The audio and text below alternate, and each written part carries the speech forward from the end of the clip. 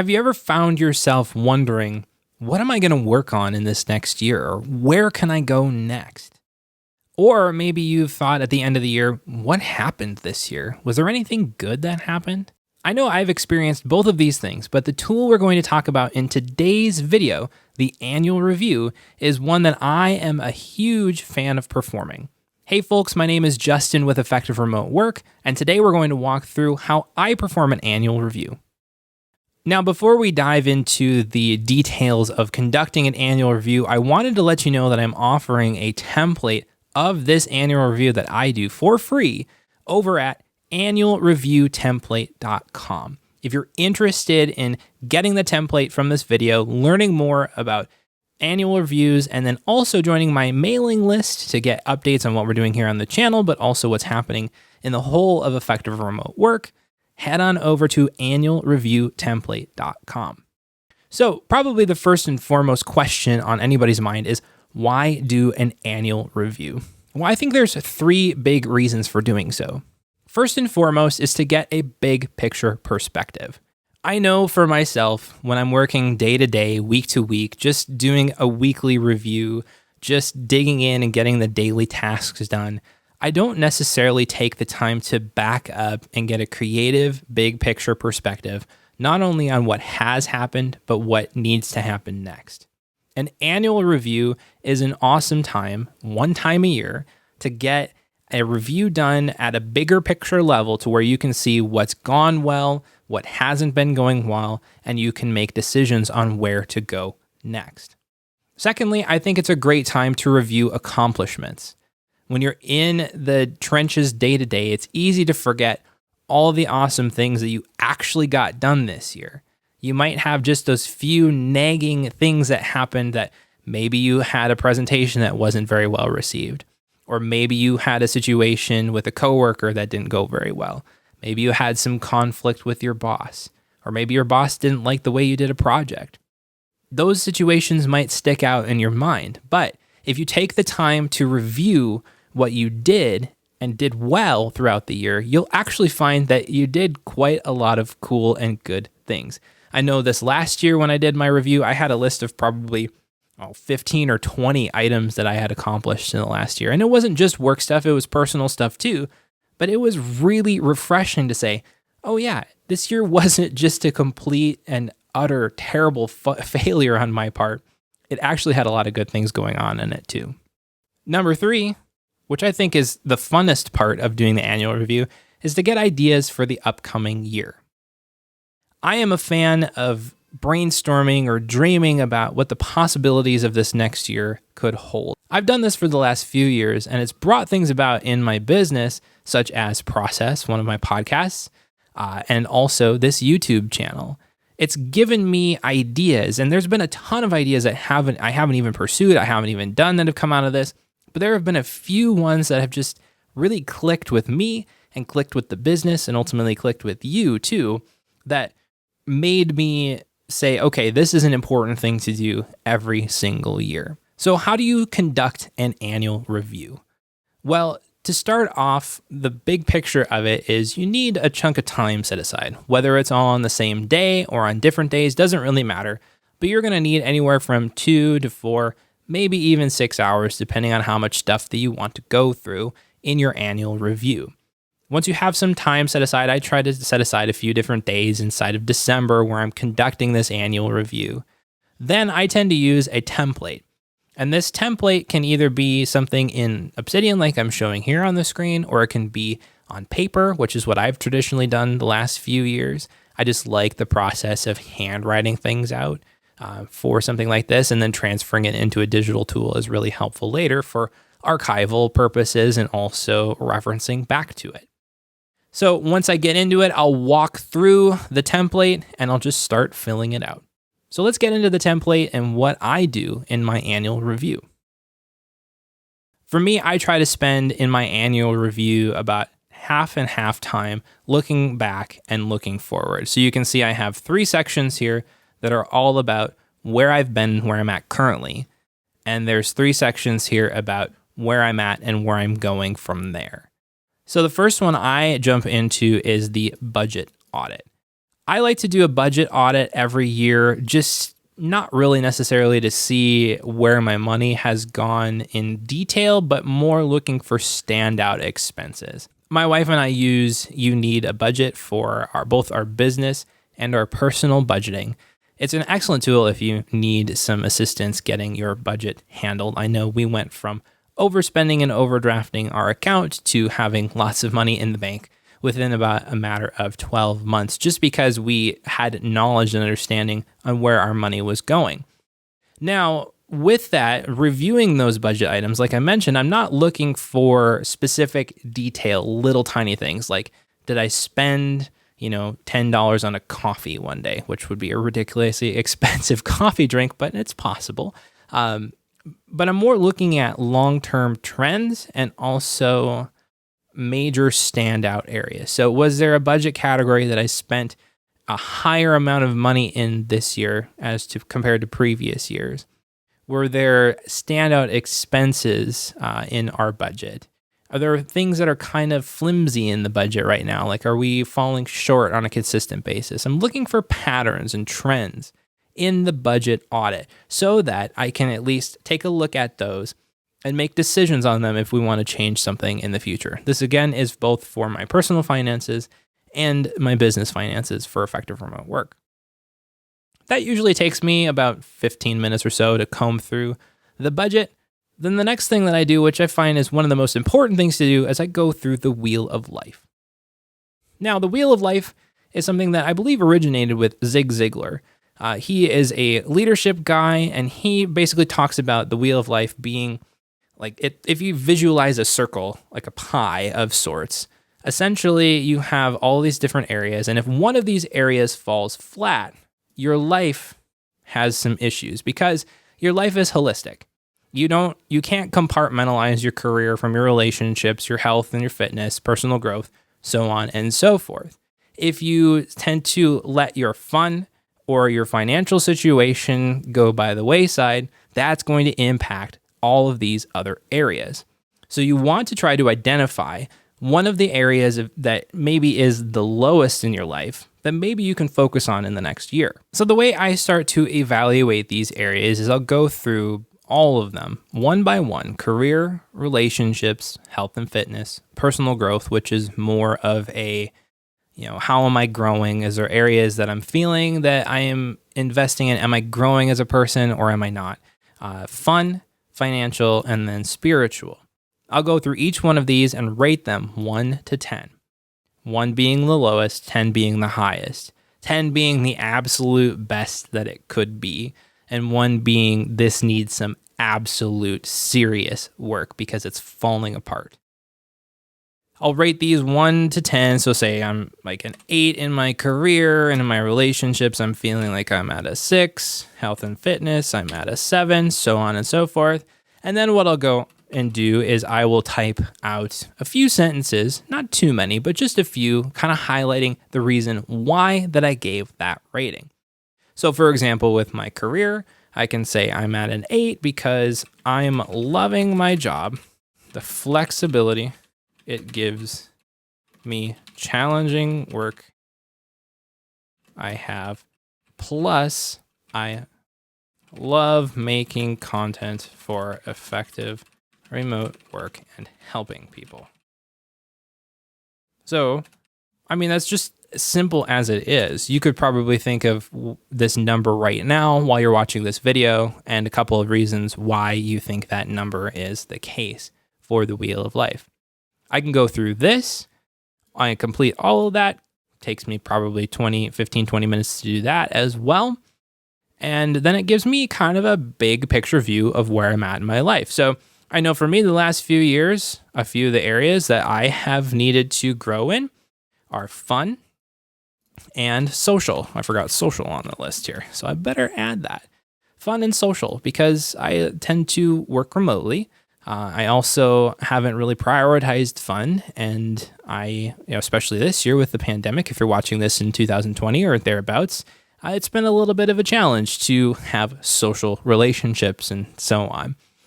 So when I've done this in the past, it's kind of highlighted a couple areas that have significantly lower scores than the other ones. those might be the 1 or 2 areas that I will focus on over the next year. Try to incorporate that into my yearly theme, or just try to keep tabs on it and going forward.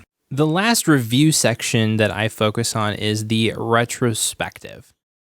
This is a set of 6 questions that I ask myself. These are questions that I found to be good to ask at the end of a period. They tend to be inspired by the Agile development model. At the end of a sprint in Agile, you tend to ask questions to try to figure out how you can improve the next time you're working in a sprint.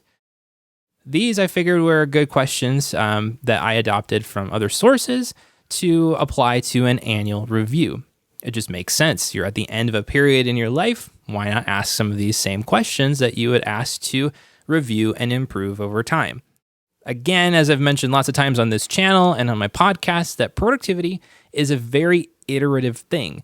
Being able to ask these retrospective style questions over and over again to yourself to try to figure out what's going well, what's not going well, and how you can improve allows you to identify areas where you can make iterative improvements to your life and your work. So these questions are, first, what did I accomplish? This is the big picture perspective of what went really well this year. What were the awesome accomplishments that you got done in your job and in your personal life? It can be anything, literally. Anything that makes you feel awesome, that you feel like you did a great job with, put it down here. Second, what went well? These are items or things that went really well in the year. It can signify things like you have a process nailed down, or maybe you made a great decision for something, or so on. These are things that you can list the same things in the accomplished section as in the went well section, if that makes sense to you. But definitely try to dig into what you felt went really, really well. Third, what could have gone better? Maybe there are things that happened in your year that really weren't the best. Maybe there were things that happened that you knew didn't quite go so well, and there are some areas where you can improve. List those down here. 4, what should I start doing? These are things that you haven't been doing now that you feel like might be a benefit to your life or to your work. These can be things like, I need to start journaling, or would like to start journaling, start exercising. Be reflecting too on the items from the wheel of life when you start asking these questions, because these are areas, especially the lowest areas here, lowest scored areas, are the ones that you need to focus on most in the next year, because you've said to yourself already that those areas are really not functioning as well as the others. So make sure that you're focusing on things that you should start doing, or number 5, what you should stop doing in those areas. For example, if you are having a difficult time, having fun because you're picking up your phone and you're looking at Facebook or Twitter or something like that, and it's overwhelming you, or maybe your fitness is down because you're just having a difficult time with things. Are there things in your life that you can stop doing that are taking up space from you doing things that would be beneficial to you? Lastly, number 6, what should I keep doing? Again, looking at some of the accomplishments, things that went well, and then also the areas that are rated highly in the wheel of life. You can note down some items that you think are contributing to those successes, those benefits, those good things that are happening in your life. And you can say, hey, these are things that are working really well for me. These are things that are adding benefit to your life. Maybe I should keep doing these. So now that we've gotten some perspective on the last year, let's look ahead to the next year. This upcoming year, I like to do one of the first things is to set a yearly theme. So for me, the way a yearly theme works is that I will pick a word or a couple of words that signify to me what I want to focus on or what's important to me for this next year. So some examples in my life has been the year of expansion, the year of stabilization, which is 2020, funny enough, and then this next year, slowing down. So I've defined these in the past, and the word has kind of a loaded meaning. So stabilization to me this last year has meant stabilizing things after my family is, we've had our 3rd child, trying to figure out, we've just moved into a new house, making sure that my family is feeling stable and secure, settling down some of these major changes that are happening, and falling into a better routine. But it's also meant to stabilizing my business income so that it can run in a self-sustainable manner, so on and so forth.